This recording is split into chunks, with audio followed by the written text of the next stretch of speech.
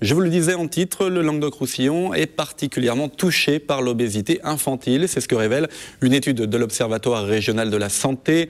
Elle touche 4% des enfants de 3 à 17 ans contre 3,5 au niveau national. Aujourd'hui, l'Agence régionale de santé, l'ARS, organisait une journée d'échange sur ce thème avec les professionnels de santé et les décideurs. L'objectif dans notre région est de réduire notamment la surcharge pondérale des enfants autour de l'âge de 6 ans, un âge critique pour le surpoids et l'obésité. Bonsoir professeur Antoine Avignon. Bonsoir. Vous êtes chef du service nutrition diabète au CHU de Montpellier. Alors vous ne traitez pas uniquement des enfants, vous traitez d'ailleurs principalement des adultes, mais tout est lié effectivement dans le traitement aussi des enfants et des adultes. D'abord, il y a une différence entre surpoids et obésité parce qu'on entend les deux termes. Alors est-ce qu'il y a vraiment une différence entre les deux ? Alors surpoids et obésité, normalement obésité c'est quand l'excès de poids a atteint un niveau qui a vraiment des conséquences sur la santé, qui va vraiment entraîner un risque de diabète, d'hypertension, de complications cardiaques. Alors que surpoids, c'est avant l'obésité, et il n'y a pas de démonstration nette. Le risque, c'est l'évolution. Et chez l'enfant, on a tendance à ne pas trop dissocier les deux, parce qu'un enfant qui a un excès de poids, c'est de toute façon un problème. Un problème qu'il faut gérer, qu'on peut encore gérer quand on est au stade de l'enfant, qu'on arrive quand même aussi à gérer quand on est adulte ?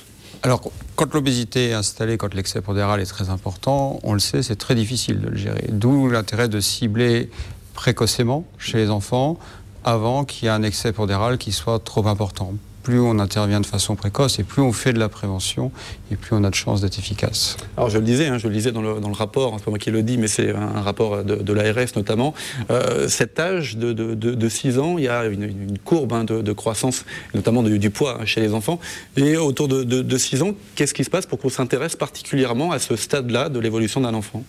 Alors, votre question est double. Il y a l'évolution du poids chez les enfants et puis il y a pourquoi à cet âge-là. Alors l'évolution du poids chez les enfants, il faut savoir qu'elle n'est pas linéaire, c'est-à-dire que l'enfant n'augmente pas en poids et en taille de façon linéaire. Si on regarde sa corpulence, c'est peut-être un petit peu compliqué à comprendre, mais c'est le rapport du poids sur la taille, ce qu'on appelle l'index de masse corporelle. Il va monter dans les premières années et en règle générale, un enfant vers 2-3 ans est un petit peu gras, ce qui est tout à fait normal. C'est exceptionnel, c'est normal. C'est normal, c'est l'évolution normale. Et puis vers 4 ans, 5 ans et au plus tard 6 ans, son poids va diminuer, il va diminuer, et puis après ça remonte. Et donc il y a ce qu'on appelle un rebond pondéral. Et donc l'évolution n'est pas linéaire, il faut faire très attention, et vers 6 ans c'est un âge critique sur cette évolution. Donc d'où une des raisons de choisir de l'âge de 6 ans.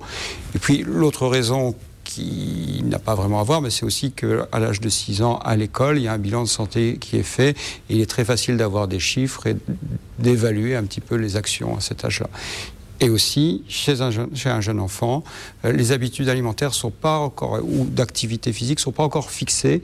Et c'est un moment où, je dirais, c'est un petit peu malléable. Et on peut encore intervenir. Voilà, on peut encore intervenir. Donc il y a de multiples raisons pour choisir cette tranche d'âge. Alors il y a des messages, parce que j'imagine aussi que vous recevez des familles et peut-être des parents qui sont aussi en état d'obésité, de problèmes de surpoids.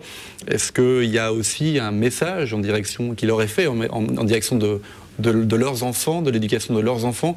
Est-ce que ça fait partie aussi de ce que vous pouvez délivrer, vous, au sein de vos services?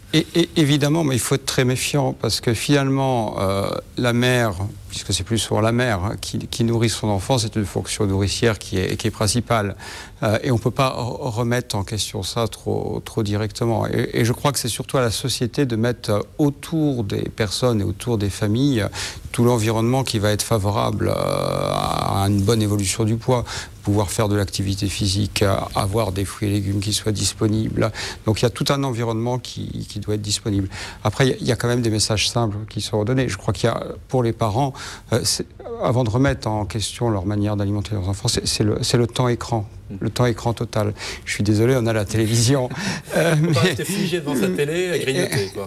La télévision, les ordinateurs, même les téléphones portables, c'est pas vraiment de l'écran, mais c'est tout ce qui immobilise l'enfant. Le message principal, c'est faites bouger les enfants. Encore faut-il avoir un environnement sécurisé, capable d'accueillir les enfants. Et c'est pour ça que les pouvoirs publics ont beaucoup d'influence là-dessus. Justement, sans se relancer dans une étude sociologique trop poussée, mais quel public est touché par l'obésité? Est-ce que ce sont des gens qui sont forcément en difficulté, ou toute la population est touchée par l'obésité? Alors forcément en difficulté, ça serait abusif. Mais le fait est que quand on regarde les couches sociales défavorisées, on va atteindre des valeurs, je ne parle pas pour les enfants, je parle population générale adulte, on va atteindre les 20% d'obésité. Et si on regarde les cadres supérieurs, on va être à 5 ou 6% d'obésité. Donc ce n'est pas exclusivement les couches sociales défavorisées, mais c'est quand même elles qui payent le lourd tribut de ce qu'on peut considérer comme un fléau.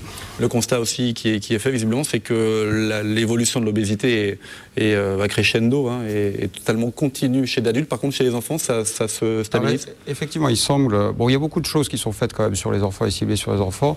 Alors, est-ce que c'est ça la raison ou pas? Mais il semblerait que chez les enfants, on est en phase de stabilisation. À un niveau certainement trop. Alors que chez l'adulte, toutes les études que l'on fait, puisqu'il y a par exemple une étude qui s'appelle l'étude OBEPI qui est faite tous les 3 ans depuis 1997, à chaque fois, on est à un niveau supérieur. Et sur les 12 dernières années, on peut estimer que l'augmentation, c'est à peu près de 5% par an. Donc, alors, comment traite-t-on l'obésité? Est-ce que, dans vos services notamment, est-ce que c'est un traitement particulier? On voit beaucoup de choses, tout type de traitement, évidemment les régimes, mais on en a beaucoup parlé ces temps-ci. Qu'est-ce qui peut être fait pour limiter ce phénomène d'obésité? Alors si on en parle autant, et s'il y a autant de régimes, et si ça fait autant de bruit, c'est que la bonne solution, on l'a certainement pas. On connaît un certain nombre d'éléments favorables.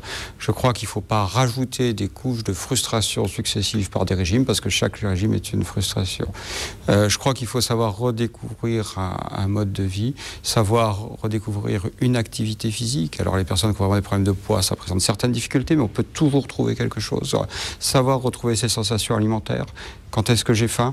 Pourquoi je mange? Est-ce que j'ai faim? Le rythme est important dans la façon d'appréhender la nourriture, justement. Le rythme, oui, mais pas le rythme imposé par l'extérieur. C'est-à-dire que chacun redécouvre un petit peu ses sensations. Savoir manger à un moment où on a faim, faire très attention à sa sensation de satiété, et c'est un petit peu là-dessus qu'on essaye de travailler. Alors après, il y a bien sûr, les gens ont le droit à une information nutritionnelle et à savoir ce qu'il y a dans les aliments, mais surtout retravailler sur ces sensations, ça me semble un élément important.